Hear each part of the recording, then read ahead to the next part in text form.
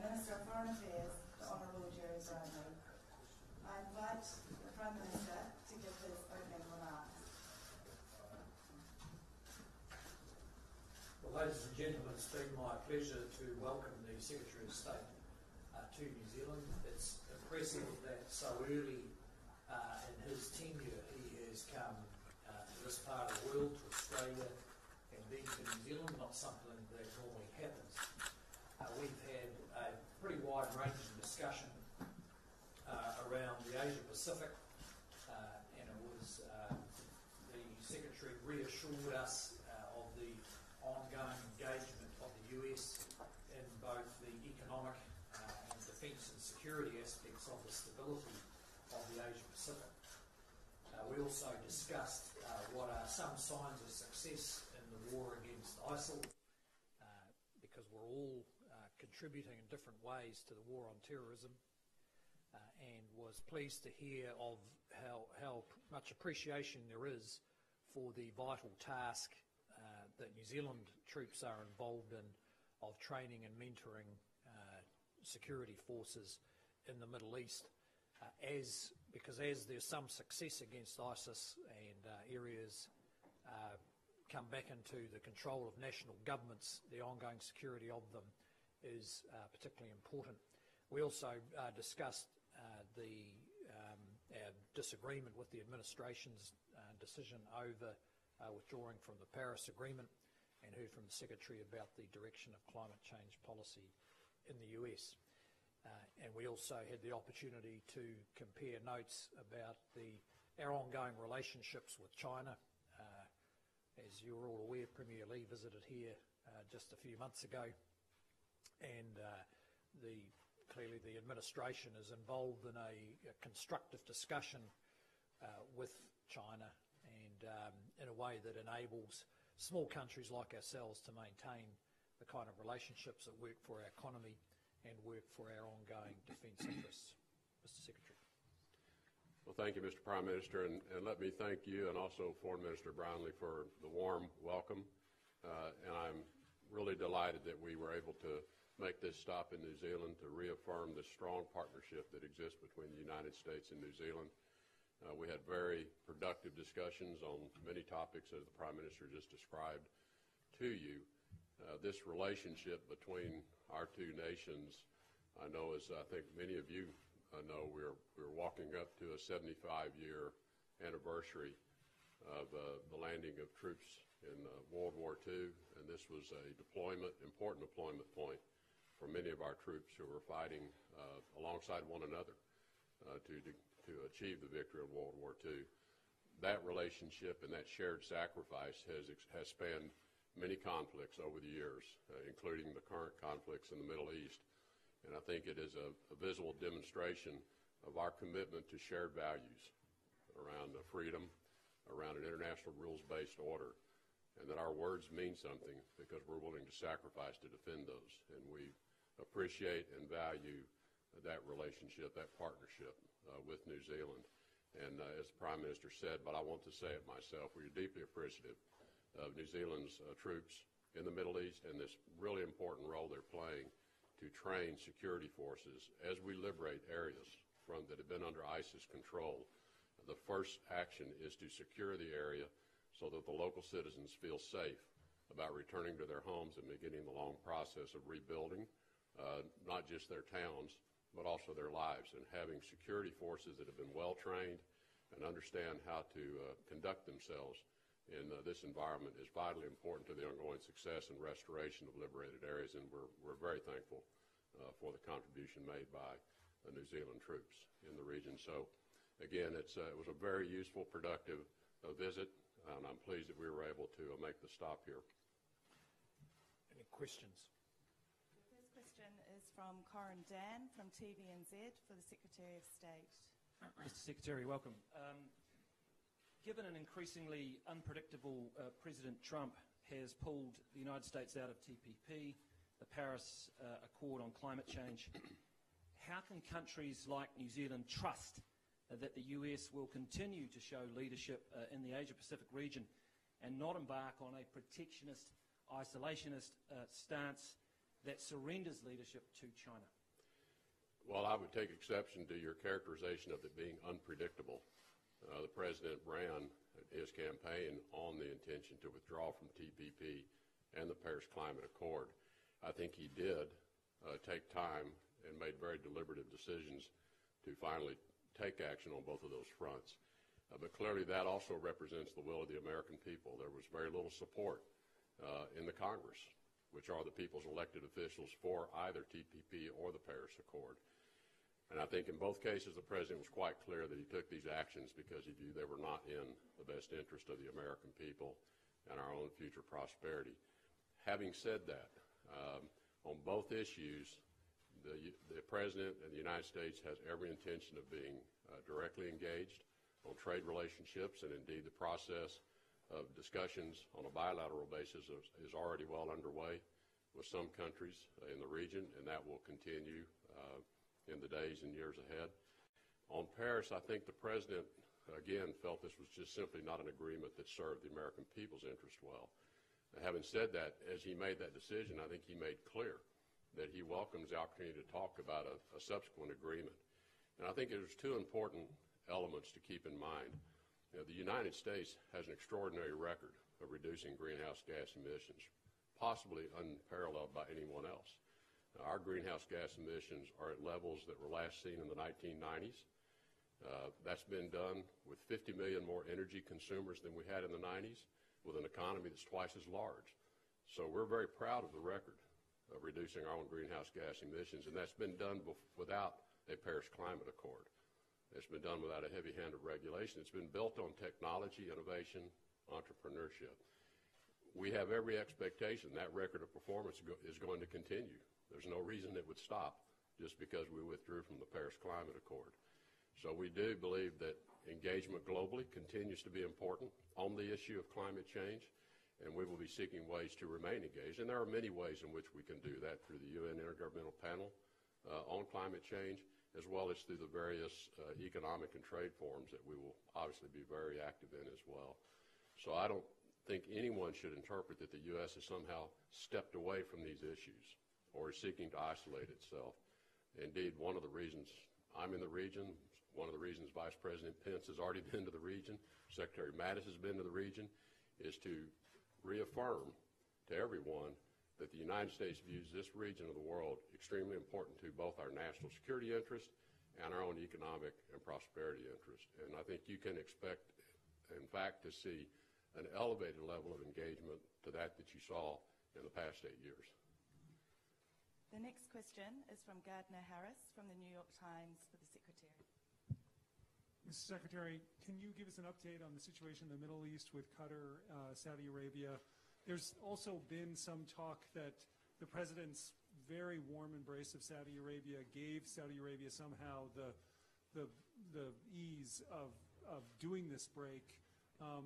And what have been your efforts on the break? And also, Qatar is obviously one of the closest partners for ExxonMobil. Can you say how your past might either help or hinder in your efforts in resolving this crisis? Well, with regard to my past, I'm not going to comment on ExxonMobil's activities, but I have been in dealings with the Qatari leadership now for more than 15 years, so we know each other quite well. I know the father Emir well. I know the current Emir well. I think the situation in the GCC in terms of the differences of views that have led to this, as I indicated yesterday, there are a number of issues that I think are involved here. And I think there's a certain level of frustration that things rose to that ended up with countries deciding to take this action. I think in terms of the president's message in Riyadh, remember, was to motivate all of the Arab and Muslim nations worldwide in the Arab Muslim Summit, that all nations needed to take action against extremism and take action to also terminate the support, financial support, in any ways that they can. And I think every country in the region has their own obligations they need to live up to, and they have their own challenges to live up to that commitment to terminate support for terrorism, extremism, however it manifests itself anywhere in the world. And I would say that's true of all the GCC countries. They have their own work to do in that regard. As I said yesterday, we're hopeful that the parties can resolve this through dialogue, and we encourage that they do sit together and find a way to resolve whatever the differences are that have led to this decision. The third question is from Barry Soper from NZME for the Secretary of State. Mr. Secretary, in the light of the crisis in Qatar and the terrorist attacks in London over the weekend, what expectation does the United States have for New Zealand to increase its contribution to countries like you've mentioned, Iraq and Afghanistan, and closer to home for us? It's a bit of a two-pronged one, I'm afraid. Closer to home for us, how much of a threat do you view North Korea and the South China Seas to regional security? Well, I think in terms of the commitment that all nations, including New Zealand, along with in partnership with the United States, towards counterterrorism efforts is extraordinarily important today. And the tragic events in London are just, here again, we're seeing it as to how it manifests itself. I was in London only 11 days ago on the heels of the Manchester attack, and before I can leave and get back home again, we have another incident. This is the nature of the challenge before us, and it is why in our initiatives in the Middle East and Riyadh, we said we have to win this fight on the battlefield, but defeating them on the battlefield will not end this. We have to win this fight in the ideological sense as well, and that means getting into the social media space, getting into the mosque, getting into the majlis, getting into the conversation. And I was actually encouraged when I heard on the news this morning that a number of imams in London have condemned these attackers and said they will not perform prayer services over their funerals, which means they're condemning their souls. And that is what has to be done. Now, only the Muslim faith can handle this. And in the discussions with the Muslim countries in Riyadh, this was one of the commitments we asked, and there was a center created to counter extremism. This is the role of that center, is to begin to get into this ideological debate that only the Muslim community can have with itself. We want to be supportive, but it's really, they have to take this on, and I think we're beginning to see early signs that they are ready to take this on. With respect to North Korea and China's activities in the South China Sea, we had a very good discussion about that today. We have called on all nations that have any type of relations, economic activity with North Korea to join us in putting pressure on the regime in Pyongyang to cause them to rethink the strategy and the pathway they're on with the development of their nuclear weapons program. All the regional partners, including China, have reaffirmed without question their commitment to a denuclearized Korean peninsula. And so now I think the question is, how do we work together collectively to bring Pyongyang to the table to have a discussion about that future, a different future than the one they have charted thus far. And I think this pressure is needed to cause them to pause and really question whether what they think is their future is truly achievable. And we're very serious about ensuring that they never have weapons or the means to deploy them against the United States, and they certainly should not be deploying those against other nations as well. So we had a good conversation about the ways New Zealand can support us in that regard, both in terms of reaffirming that message, but then backing it up in whatever small ways are possible to put action behind the message that North Korea needs to change its path. With respect to China's activities in the South China Sea, we share the same view that freedom of navigation, both of the waters, but also the